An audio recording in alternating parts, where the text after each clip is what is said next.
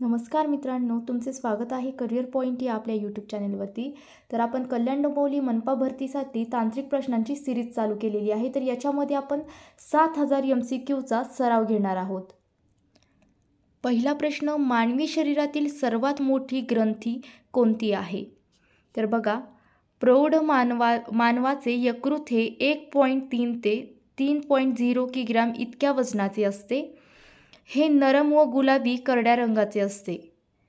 तर हे मानवाच्या शरीरातील दुसऱ्या क्रमांकाचे अवयव व सर्वात मोठी ग्रंथी आहे. तर याचं जे करेक्ट आन्सर जे असणार आहे ते नंबर 1 जठर हे याचं करेक्ट आन्सर असणार आहे. पुढचा जो प्रश्न आहे तो आहे, खालीलपैकी कोणत्या रोगामुळे तांबड्या पेशीचा नाश होतो? तर बघा, याचं करेक्ट आन्सर जे आहे ते नंबर 1 मलेरिया हे याचं आन्सर आहे. तर मलेरिया हा ढासाच्या चावण्यामुळे होणारा रोग आहे.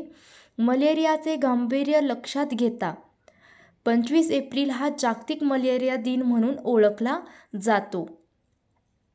पुढचा जो प्रश्न आहे तो आहे, दररोजच्या वापरातल्या साखरेचे शास्त्रीय नाव खालीलपैकी कोणते आहे? तर बघा, याचं आन्सर जे असणार आहे ते तुम्हा सर्वांना माहिती असणार आहे. तर तुम्ही याचं आन्सर कमेंट्स बॉक्समध्ये सांगण्याचा प्रयत्न करा. तर नंबर 1 ग्लुकोज हे याचं करेक्ट आन्सर आहे. तर ग्लुकोज किंवा द्राक्षासारखे सर्वात सोपी कार्बोहायड्रेट आहे.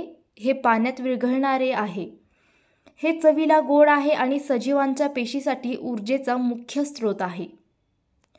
ग्लुकोज हे मुख्य आहारातील औषध देखील आहे. तर पुढचा जो प्रश्न आहे तो आपण बघणार आहोत.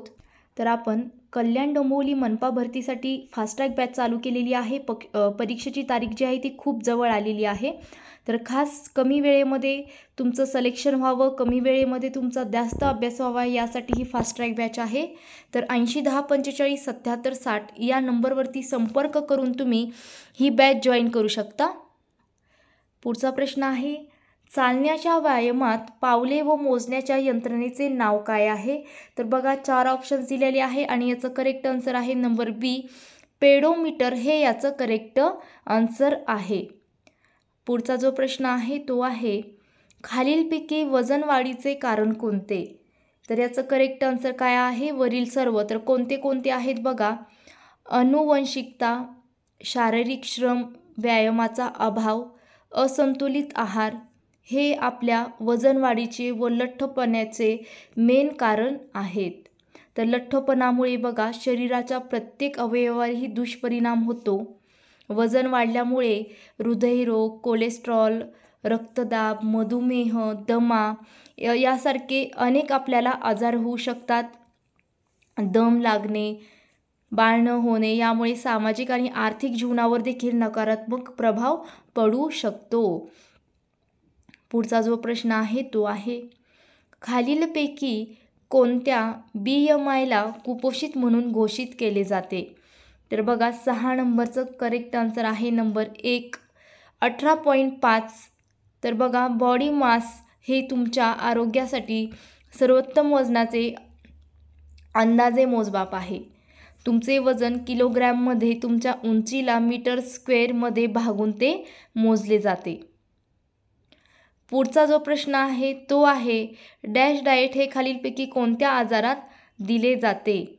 तर बघा, 7 नंबरचं करेक्ट आन्सर आहे नंबर सी उच्च रक्तदाब हे याचं करेक्ट आन्सर आहे.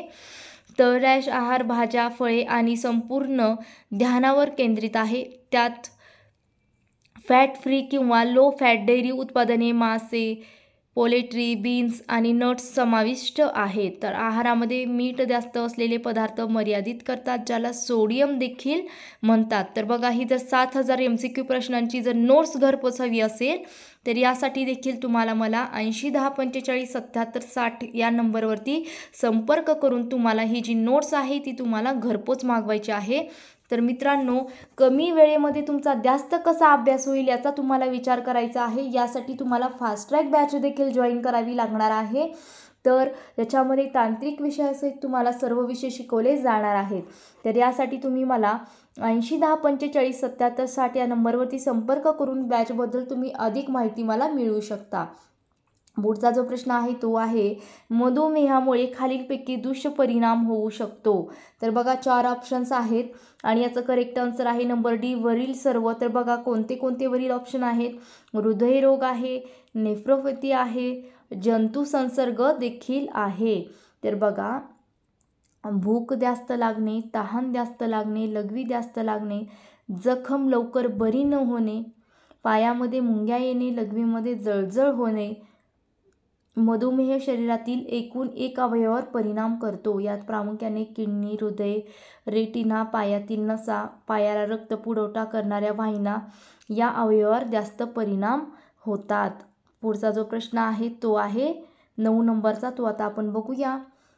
आहारामध्ये 2 ग्रॅम प्रति किलो वजनापेक्षा जास्त प्रथिनाचे सेवन केल्यास खालीलपैकी कोणता दुष्परिणाम उद्भवू शकतो. तर 9 नंबरचं करेक्ट आन्सर काय आहे. नंबर सी डायलिसिस हे याचं करेक्ट आन्सर आहे.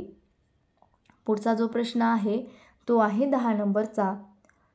उच्च जैविक मूल्य असलेल्या प्रथिनांमध्ये खालीलपैकी कोणता पदार्थ येतो.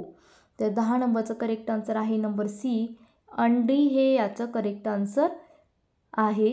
तर आपल्या प्रथिनाच्या गरजा पूर्ण करणे विविध प्रकारचे पदार्थ खाल्ल्याने सहज साध्य होते. तर अन्नातील प्रथिने वनस्पती आणि प्राणी स्रोताकडून येतात, जसे की बघा मांस आणि मासे, अंडी, दुग्ध उत्पादने, बिया आणि काजू, बीन्स आणि मसूर सारख्या शेंगा.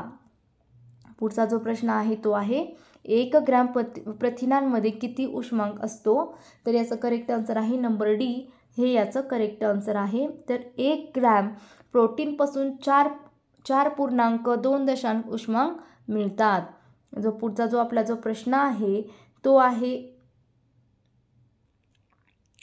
खालीलपैकी कोणत्या प्रकारचा आजार कॅन्सर या आजारात घ्यावा. तर खालीलपैकी कोणत्या प्रकारचा आहार कॅन्सर या आजारात घ्यावा. तर बघा याचं करेक्ट आन्सर आहे नंबर डी वरील सर्व. तर कोणते कोणते आहेत जाणून घेऊया.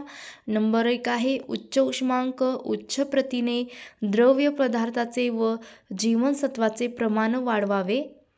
पुढचा जो प्रश्न आहे बघा कर्करोग हा कॅन्सर या शरीरातील पेशींच्या अनियंत्रित वाढीमुळे उद्भवणारा रोग आहे. तर कॅन्सर कोणत्याही पेशीमध्ये, कोणत्याही ऊतीमध्ये आणि अवयवामध्ये होऊ शकतो. तर पातळ प्रथिने, फळे, भाज्या, संपूर्ण धान्य आणि कमी चरबीयुक्त दुग्धजन्य पदार्थासह संतुलित आहार घेणे. तर बघा पुढचा प्रश्न आहे खालीलपैकी कोणते इसेन्शियल अमिनो ॲसिड आहे. तर 17 नंबरचं करेक्ट आन्सर आहे नंबर डी ट्रिप्टोफॅन हे याचं करेक्ट आन्सर आहे.